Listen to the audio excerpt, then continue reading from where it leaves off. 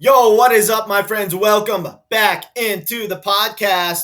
Yet another episode of Crushing Fantasy Football. I am Bryce Locket, your host of the show. Guys, today I'm going to be giving you my sleeper plays for the fantasy playoffs. That's right, guys. The fantasy playoffs are rapidly approaching, as you know.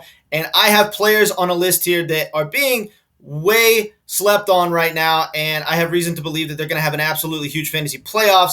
And players in your leagues don't see a whole lot of value in these guys right now. So if your trade markets are still open, you need to try to grab these guys for your team for the fantasy playoffs. If these players are already on your team, you should be very excited because I have very good reason to believe that they're going to have awesome output in the fantasy playoffs and they're going to help you win your championship for sure. And I am going to be giving you a detailed breakdown on every single player, guys. I'm not giving you a list just for the sake of giving you a list. I'm going to tell you exactly why I have these guys going off in the fantasy playoffs and why I have very good reason to believe that that's going to happen. And I am going to get right into it, guys. But if you haven't already, make sure to hit that subscribe button below. And if you do enjoy my content today, make sure to give me a thumbs up, as likes help my channel tremendously. All right, guys, I'm going to start with my first player, and that is Judy, guys. Judy was drafted as a first-round draft pick for a reason. Keep in mind, this guy was drafted ahead of CeeDee Lamb. They drafted this guy to get him the ball. He's been hurt most of the year, but now he's coming back, and we're clearly saying that he is the number one receiver in this offense. It's not Courtland Sutton. It's not Tim Patrick. This is Judy's offense. I mean, it really is. He is the number one weapon on the offense. I think that he's going to have a huge second half of the season. I think that he's going to have an awesome fantasy playoffs, especially considering the fact that the Denver Broncos schedule is pretty easy for the fantasy playoffs. So considering the fact that this offense is really starting to find their stride, and they're definitely giving Judy the wide receiver one position on the team, I think that Judy's going to absolutely go off in the fantasy playoffs. He's pretty easily attainable in the trade market right now because he hasn't done much this season. So if you could get him in a last-second trade, do that. If you have him on your team, don't drop him or trade him. Hold him for the fantasy playoffs. Next on my list is going to be Tyler Locket, guys. Tyler Locket only needs 4 or 5 targets a game to produce wide receiver one numbers, as we know. And this is one of the best deep ball pass catchers in the league, with one of the best deep ball throwers of all time in Russell Wilson throwing in the ball. So considering the fact that we got that going on and he's starting to have games where he has 10 plus targets, this dude is extremely dangerous in the fantasy playoffs. He's one of the highest ceiling players on a week-to-week basis, as we've seen in the past year and a half.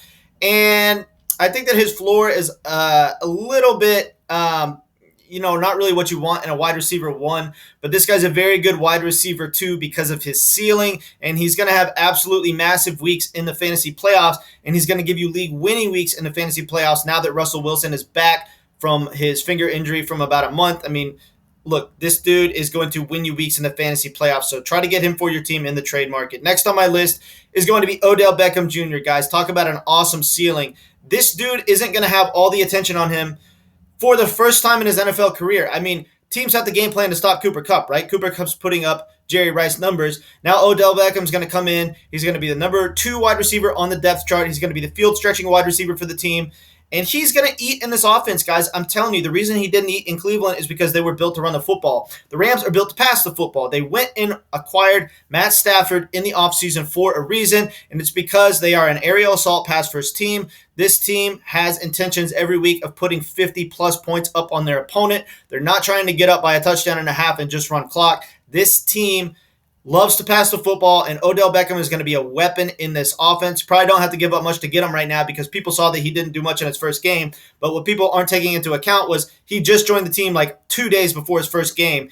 And now he's actually had some time to learn the playbook and get integrated into the offense and practice. I think that he's going to be an absolute monster for the fantasy playoffs, guys. You've got to get your hands on this dude. Next on my list is going to be Keenan Allen, guys.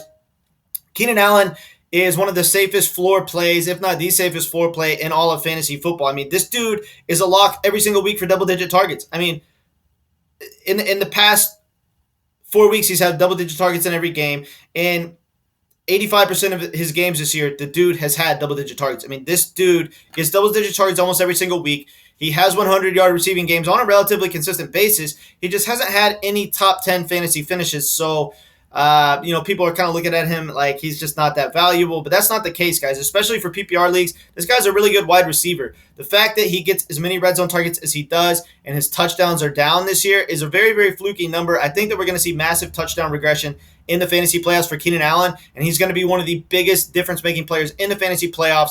So this dude is one of the biggest sleepers. Get your hands on him if you can. If you already have him on your team, don't trade him and just have him as your wide receiver 2 for the fantasy playoffs. He's going to be a monster. Next on my list is going to be Brandon Cooks.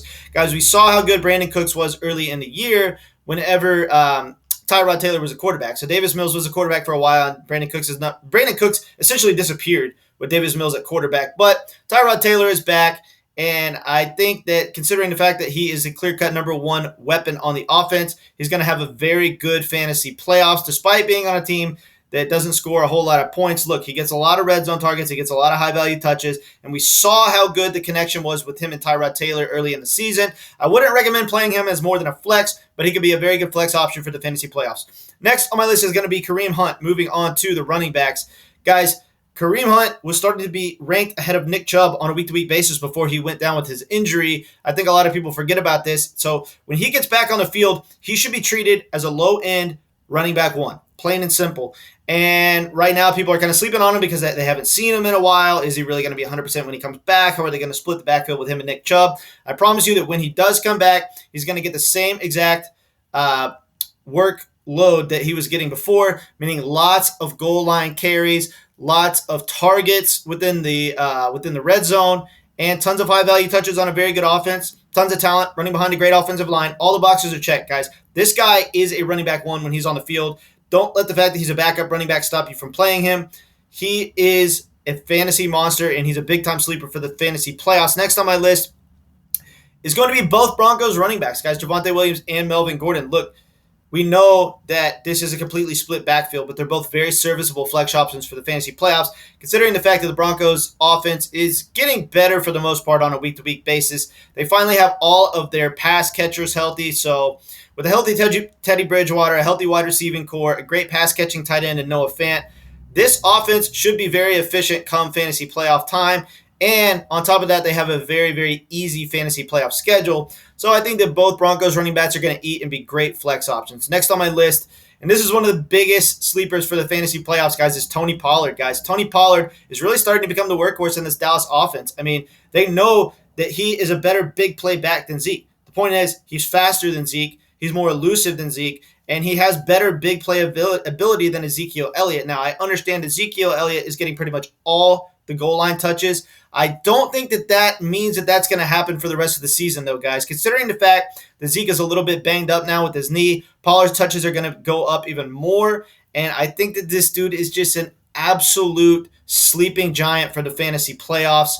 He's getting lots of work now in what's a very good Cowboys offense. I think that the goal line scoring opportunities are going to increase a little bit now, too, now that Zeke is a little bit banged up.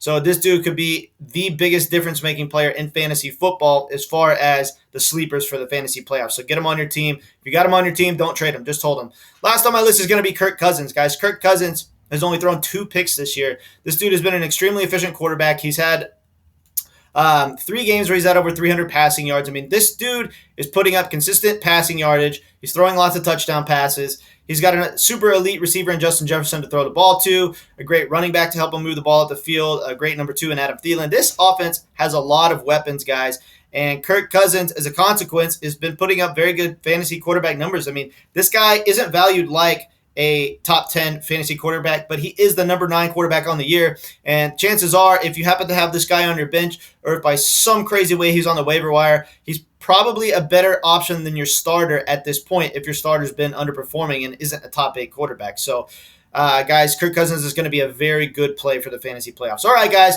that was it today. Just a quick little video. I just wanted to give you my sleeper plays for the fantasy playoffs. If your leagues are still trading, try to get your hands on these guys in the trade market. If you happen to have them on your team, you should be pumped because I think these guys are going to help you win a fantasy championship. All right, guys, I appreciate you tuning into the video. I'll catch y'all later.